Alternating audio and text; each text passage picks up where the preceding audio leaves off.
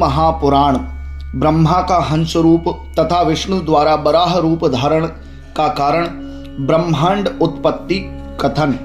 ऋषिगण कहते हैं, हे महाभाग सूत, आपने जो मंगलप्रद लिंगोत्पत्ति का प्रकरण हमें श्रवण कराया, इसके प्रभाव से श्रवण करने वाले के दुख का अवसान हो जाता है। अब आप वह प्रसंग कहिए कि इस अवसर पर क्या कार्य हुआ तथा उसमें भगवान शिव का क्या चरित्र दृष्ट हुआ, सृष्टि का प्रचार क्या था, यह सब विशेषतया आप कहिए। सूत जी कहते हैं, आप लोगों ने उत्तम प्रश्न पूछा है। इस अवसर की घटना को मैंने जिस प्रकार सुना था उसे संक्षेप में कहूंगा। शिव रूप सनातन देव के अंतर्हित होते ही ब्रह्मा ने हंस का रूप, विष्णु ने वराह का रूप त्याग कर जो कार्य किया उसे श्रवण करें।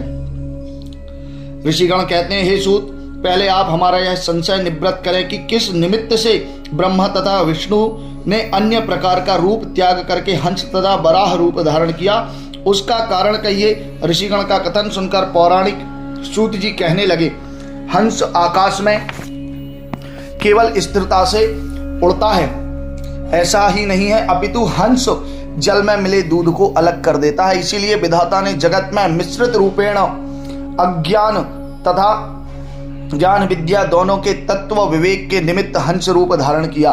इतने दिन तक विवेक प्राप्त नहीं हुआ, तभी ब्रह्मा ने हंस रूप से पर्यटन किया। सृष्टि प्रवृत्ति विषयक अभिलाषा होने पर एक ही साथ कई कार्य में तत्पर होना पड़ता है।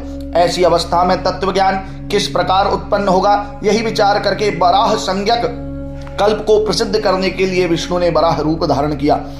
जिस दिन से विष्णु ने वराह का रूप धारण किया, उस दिन से जो कल्प प्रारंभ हो गया वही है वराह कल्प। अथवा परमात्मा शिव की इच्छा से इन दोनों देवगण ने वैसे ही रूप धारण किया। अतः हंस तथा वराह रूप धारण करने में किसी भी प्रकार का कोई विस्मय नहीं है। तदंतर निष्कल निर्गुण देव के कारण गुण रूपी हो गए। अब इस प्रसंग का श्रवण करें। परमात्मा ने विष्णु को वर दिया था, आपको गुणों पर प्रधानता मिले। सत्वादि गुण सभी जड़ हैं, इसीलिए सभी लोक में आपकी ही पूजा एकमात्र रूप मानकर करें। जब ब्रह्मा द्वारा सृष्ट लोक परंपरा में दुख उत्पन्न हो, तब आप उन दुखों का विनाश करें। हे हरि, आप लोगों के कल्याण के लिए नाना रूप में अवतीर्ण होकर अपनी सत्कीर्ति का विस्तार करें। मेरा गुणमय रुद्र रूप है, मैं इस रुद्र देह से जगत के हित कार्य करूंगा, इसमें कोई संदेह नहीं है। आप ही आत्मा के ध्येय होंगे तथा मैं आपका ध्येय करूंगा। विचार करने से ज्ञात होगा कि हम दोनों में अणुमात्र भेद नहीं है। वास्तव में आप एक होकर भी बाह्यता अनेक तत्व युक्त हो गए हैं। अतः जो मनुष्य मेरे भक्त के रूप में प्रसिद्ध होते हैं, आपकी निंदा करेगा, उस पापी के समस्त पुण्य को मैं एक बार में ही भस्म करके उसे नरक में फेंक दूंगा। आप इस लोक में सभी मनुष्यों की मुक्ति तथा विशेष करके मुक्ति प्रदाता होंगे। आप ध्येय एवं पूज्य होंगे।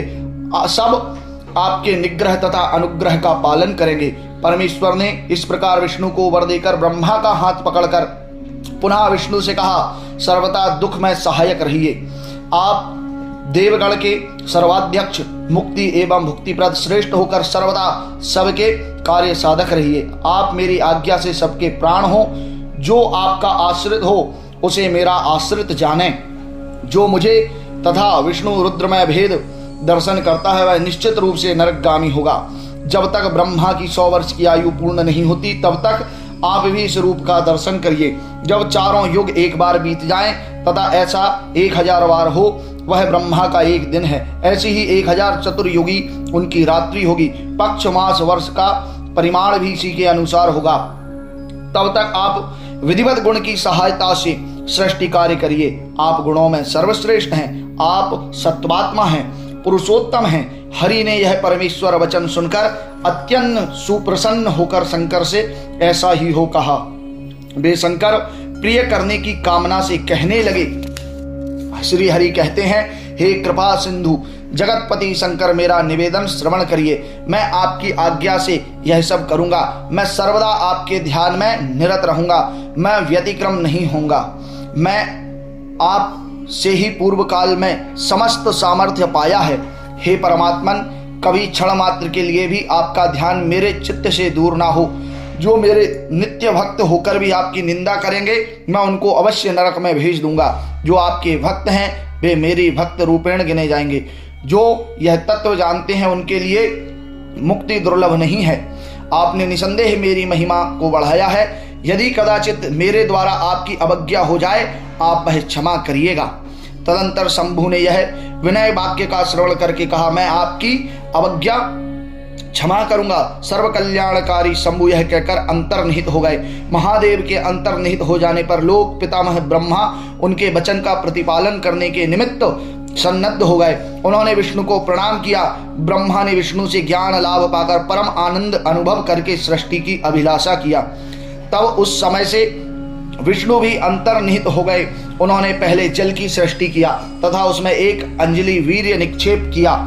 उसमें 24 तत्वमय अंड उत्पन्न हो गया। ब्रह्मा ने स्वयं विराट रूप धारण किया तथा उस अंड को धनीभूत होते देखा। तब उन्होंने संशय चित्त से अति कठोर तप करना प्रारंभ किया। वे विष्णु के ध्यान में निमग्न होकर 12 वर्ष पर्यंत कठोर तप करते रहे तथा विष्णु वहां स्वयं आविर्भूत हो गए। उन्होंने ब्रह्मा जी से कहा, मैं आपके ऊपर प्रसन्न हो गया हूं, वर ग्रहण करें। आपको ना दे सकूं ऐसा कुछ नहीं है। ब्रह्मा कहते हैं, हे महाशय आपने उचित ही कहा, क्योंकि शंभु ने मुझे आपको अर्पित किया था। शिव ने जिस जगत की कथा कहा था मैं उसे जड़ स्वरूप देखा था।